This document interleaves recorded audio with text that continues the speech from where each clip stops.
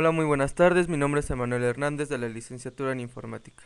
En esta ocasión vamos a hablar sobre la evolución de las aplicaciones informáticas. A lo largo de la historia, el hombre fue resolviendo sus necesidades de registración para llevar la cuenta de sus bienes y efectuar las operaciones necesarias para la permuta o la venta de los mismos. Fue ideando métodos ágiles de cálculos, tales como contar con los elementos que les proporcionaba la naturaleza, por ejemplo, dedos, piedras, nudos en la soga, etc.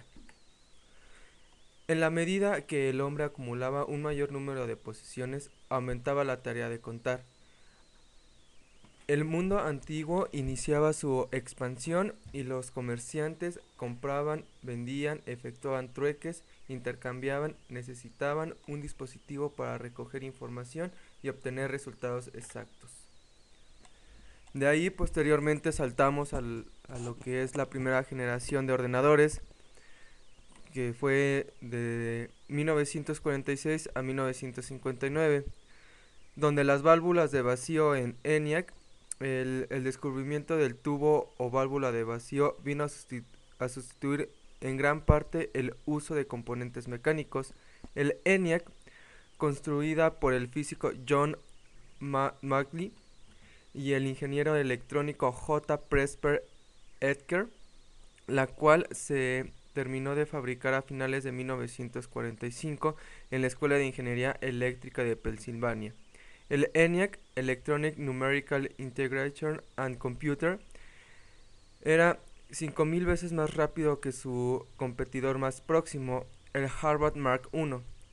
Contaba con todos los elementos de un ordenador moderno: unidad central de proceso, memoria y entrada y salida. La mayor diferencia con los actuales ordenadores que empleaba números decimales en sus operaciones internas. El ordenador digital von Neumann.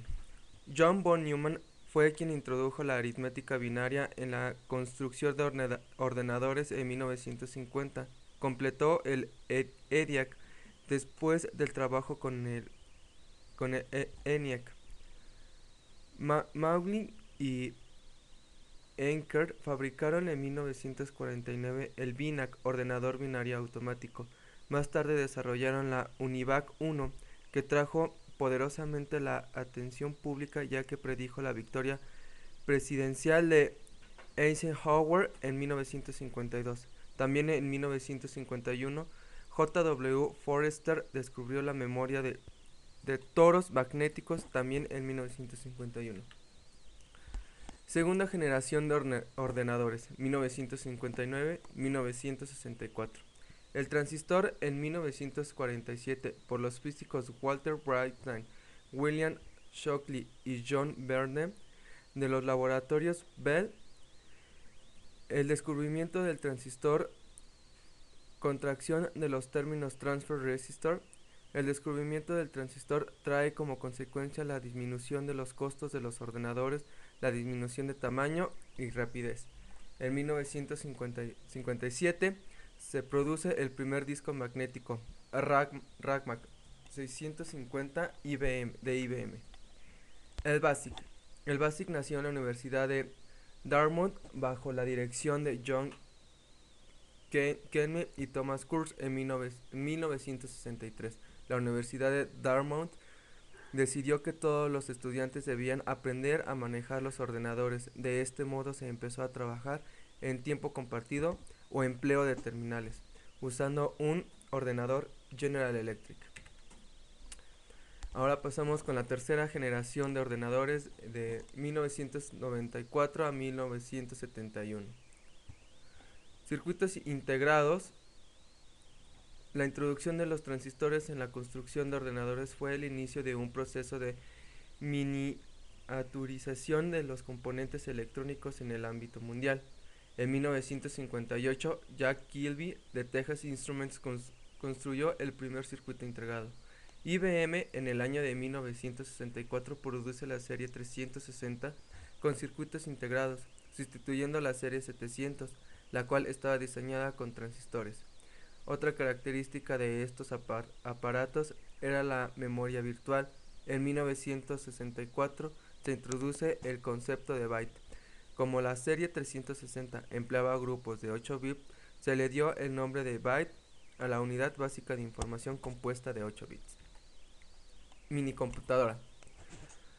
La demanda de computadoras pequeñas era tan grande que muchas empresas se dedicaron a la producción masiva de estos equipos, y entre las empresas que se encontraban a la cabeza de la fabricación de las minis estaba Digital Equipment Corporation, DEC, y Data General Corporation. Cuarta generación en 1974. Actualmente la idea de generación ha sido desvanecido un poco. Los ordenadores modernos están construidos con circuitos integrados, los cuales pueden llegar a tener más de 100.000 transistores en un solo chip. En 1969, la empresa japonesa Busicom firma un contrato con la empresa Intel Corporation para construir microplaquetas. Como resultado de este contrato, en 1972, Intel comercializa el Intel 8008, que consiste en esencia la unidad central de proceso, la cual fue construida sobre un solo circuito.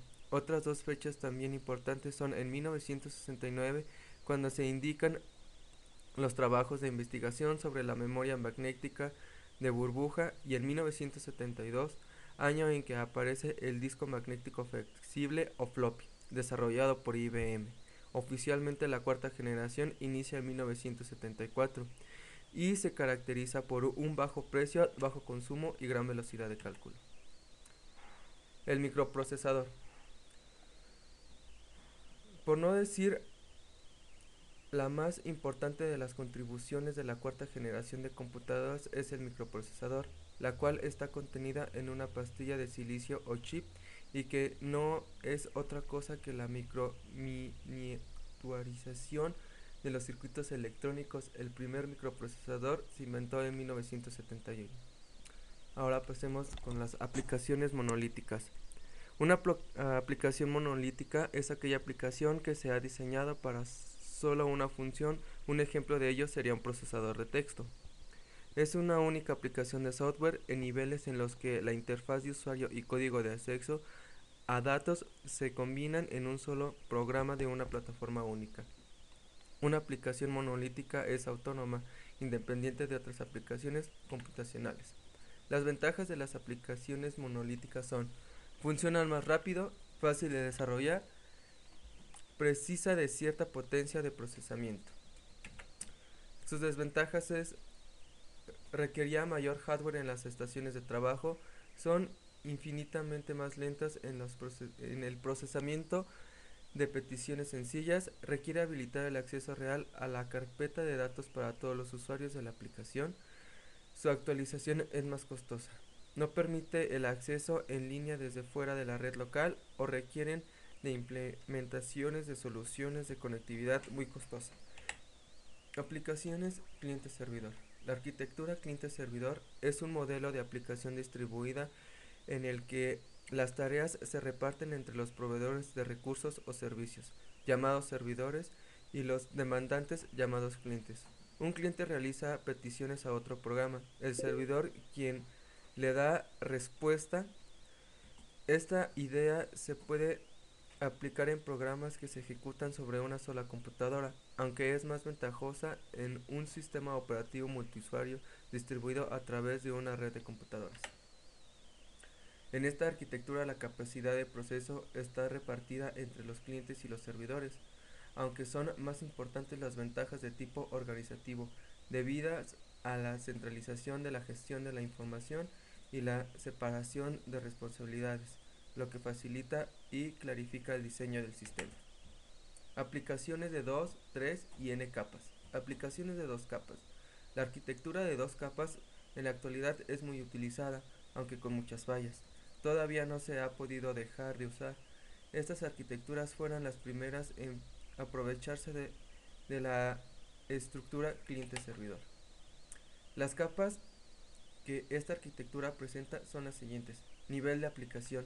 Este nivel es en el que se encuentra toda la interfaz del sistema y es la que el usuario puede disponer para realizar su actividad con el sistema. Nivel de base de datos. Este nivel de base de datos, también llamado el repositorio de datos, es la capa en donde se almacena toda la información integrada en el sistema y que se deposita en forma permanente. Aplicaciones de 3 capas. Se vio la necesidad de crear una nueva arquitectura, ya que en 2 capas se tenía algunos problemas en la capa de aplicación, ya que la principal desventaja de esta era el peso que tenía para el cliente, como se mencionó anteriormente. Por estas razones existe una fuerte y bien avanzada tendencia a adoptar la arquitectura de 3 capas.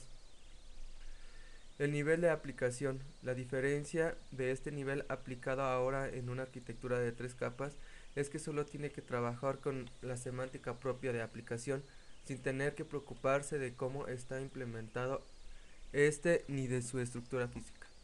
Nivel de dominio de la aplicación. En cambio, este nivel se encarga de toda la estructura física y el dominio de aplicación.